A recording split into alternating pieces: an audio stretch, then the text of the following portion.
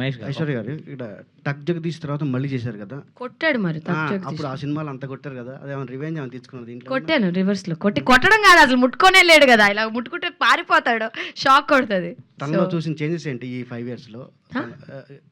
ఈ 5 years gap తర్వాత మళ్ళీ చేస్తారు కదా, తనలో చూసిన ఈ చేంజెస్ ఏమున్నాయి యాక్టర్గా తిరువీర్లో? అంటే టక్లో ఈ వాజ్ నాట్ ఇంకా హీరో అయితే అవ్వలా, స్టిల్ క్యారెక్టర్స్ ఇంపార్టెంట్ రోల్స్ అయితే చేశాడు. No he's become hero right, చాలా మంచి సినిమాలు చేస్తున్నాడు.